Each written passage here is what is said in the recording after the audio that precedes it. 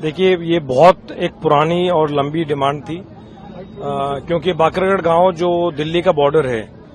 वहां से ये गांव गुभाना और माजरी ये केवल 2 किलोमीटर की दूरी पे है। और कुछ समय पहले जब हमने बाढ़सा के लिए बस भी चलाई थी, बाढ़सा एम्स के लिए, तब भी ये डिमांड आई थी। और कुछ समय पहले जब उपनिया गांव में मेरा जाना हुआ था, वहां जनसभा थी, तो वहां के काफी लोगों ने, काफी जो वहां के स्थानीय लोग थे और जो गुभाना गांव के भी जो लोग थे, बुजुर्ग थे, महिलाएं थी, उनका कहना था कि यहाँ पर कोई परिवहन व्यवस्था उस प्रकार से नहीं है जिस प्रकार से दिल्ली में है। दिल्ली में जिस प्रकार से माननीय सीएम अरविंद केजरीवाल जी के नेतृत्व में, उनके मार्गदर्शन में जिस प्रकार से हमने पब्लिक ट्रांसपोर्ट को मजबूत किया है, आज वहां कोई भी व्यक्ति को चंद मिनटों से ज्यादा वहां इंतजार नहीं करना पड़ता। बेहतरीन बसें, air condition, low floor, electric बसें जो हैं आज वहां पब्लिक की सेवा में हैं। मेरे ख्याल से उसी से प्रेरित होकर यहाँ के लोगों ने बार बार ये डिमांड की। हमारे साथ जो यहाँ पे आम आदमी पार्टी के जो कार्यकर्ता हैं और जो अधिकारी हैं, जो पद अधिकारी हैं, उन्होंने भी हम तक ये आवाज पहुंचाई कि अगर, क्योंकि केवल 2-2.5 किलोमीटर की दूरी है, तो उसी पब्लिक इंटरेस्ट को देखते हुए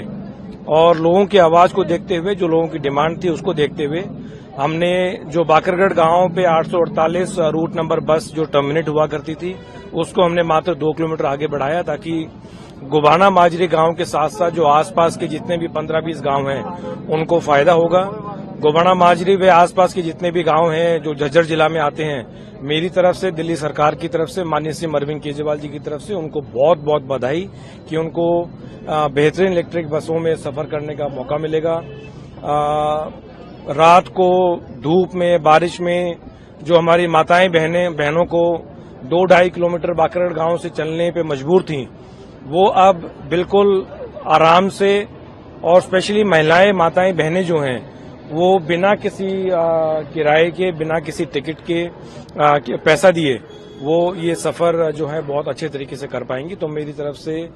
एक बार पुनः जितने भी यहाँ पे आसपास के गांव हैं उनको बहुत बहुत बधाई, ढेर सारी शुभकामनाएं। सर, क्या ये कोई पॉलिटिक्स ट्रेंड तो नहीं है, क्योंकि ये मांग आज की नहीं, कई सालों से उठाई जा रही है, और अब इलेक्शन के टाइम पे हरियाणा में जो इलेक्शन है वो होने जा रहे हैं, तो इलेक्शन के टाइम पर इनको मान्यता दी गई है, तो सर क्या कहना चाहोगे आप? भाई, जब बाढ़सा गांव में चलाई थी तब तो कोई इलेक्शन नहीं थे, और वो बसें आज भी चल रही हैं। तो बाढ़सा गांव में जो बसें चलाई थी, तो राजनीति अपनी जगह है, लेकिन अगर पब्लिक की कोई डिमांड है और वो अगर मेरे अधिकार क्षेत्र में है, या दिल्ली सरकार के अधिकार क्षेत्र में है, या सीएम साहब के अधिकार क्षेत्र में है, तो हम 100% करेंगे। और इसके बकायदा हमने ऑर्डर इश्यू किए हैं। ऐसा नहीं है कि मैं कोई ये बस पकड़ के ले आया, 2 डीटीसी के अफसर साथ में ले आया, ऐसी जो राजनीति हम नहीं करते। बकायदा हमने ऑर्डर इश्यू किए हैं, डीटीसी द्वारा ये ऑर्डर के तहत पूरा ये बसें चलेंगी। और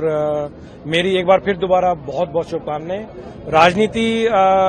मेरे ख्याल से बढ़िया राजनीति हमें करनी चाहिए, कंस्ट्रक्टिव राजनीति करनी चाहिए, जिससे लोगों को फायदा हो, जिससे जनमानस के जीवन और सरल हो, उनको फायदा पहुंचे। और मैं समझता हूं कि जिस प्रकार से माननीय सीएम अरविंद केजरीवाल ने दिल्ली में एक आम आदमी के जीवन को बढ़िया बनाया है, चाहे वो शिक्षा है, स्वास्थ्य है, ट्रांसपोर्ट है, पब्लिक ट्रांसपोर्ट है, उसी प्रकार से यहाँ के गांवों को भी सुविधा मिलेगी। बहुत बहुत धन्यवाद।